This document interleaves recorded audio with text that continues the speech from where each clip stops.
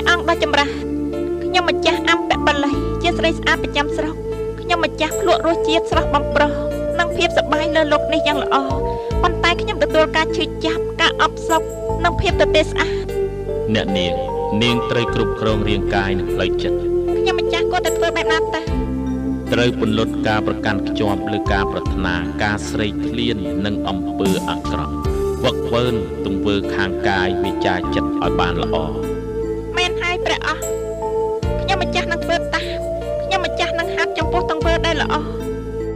ខ្ញុំម្ចាស់សូមនិមន្តព្រះអង្គជាមួយនឹងព្រះភិក្ខុទៅទទួលចង្ហាន់នៅផ្ទះខ្ញុំម្ចាស់យើងនឹងនិមន្តទៅផ្ទះនាងមុនតែព្រះអង្គមិនអាចទៅឆាន់ផ្ទះនោះបានទេ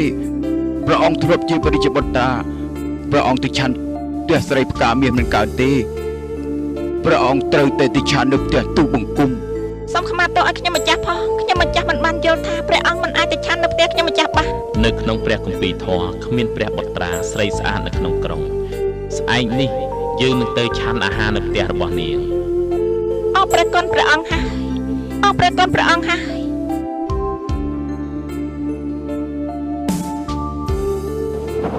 80ឆ្នាំក្រោយមក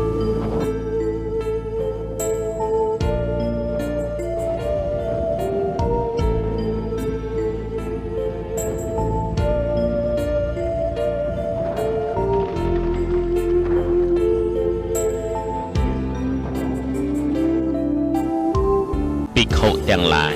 ចូលតាំងចិត្តស្ដាប់ឲ្យបានល្អនាពេលចប់3ខែបន្ទាប់ពីនេះយើងនឹងចូលនិព្វានហើយចូលនិព្វានព្រះអង្គចូលនិព្វានហើយស្រេចតែព្រះអង្គដ៏ចម្រើនដើម្បីភាពស្មោះត្រង់ស្រស់បំព្រងទេវតានិងមនុស្សសូមឲ្យទ្រង់មានព្រះជន្មបន្តទៀតផងបានហើយអានន្ទកុំសុំអ្វីពីយើងទៀតពេលវេលាសម្រាប់សុំបានកន្លងផុតទៅហើយតើទូបង្គំធ្វើបែបណាបើទ្រង់ចូលនិព្វានហើយនោះអានន្ទអើយធម៌ដែលយើងនិយាយមិនមែនជារឿងអាត់កំបាំងទេយើងមិនមែនជាគ្រូដែលហួងហែងវិជ្ជាចូលឧស្សាហ៍ព្យាយាមយកចិត្តទុកដាក់សាងអំពើល្អអ្នកណាមានគំនិតលើផ្លូវល្អហើយរស់នៅដោយការមិនប្រហែសនៅក្នុងព្រះធម៌នោះអ្នកនោះនឹងអាចគេចផុតពីវាលវត្តសង្សារការស្លាប់រស់ហើយបញ្ចប់នៅទុក្ខយើងនឹងសម្រាកក្រោមដើមឈើនេះមើលនោះដើមរៀងគ្រប់លំដាប់ទៅដោយការដ៏ស្រស់បំព្រងមិនមែនជារដូវកាលរបស់វាពិសេសមែនតែមើលចុះការនោះធ្លាក់ចុះមកពីលើមេឃទៀតផងនោះមើលដល់ភិក្ខុទាំងឡាយចាត់ទុកថាជារឿងដ៏ពិសិដ្ឋគួរឲ្យគោរពគួរឲ្យកោតខ្លាចហើយគួរឲ្យគោរព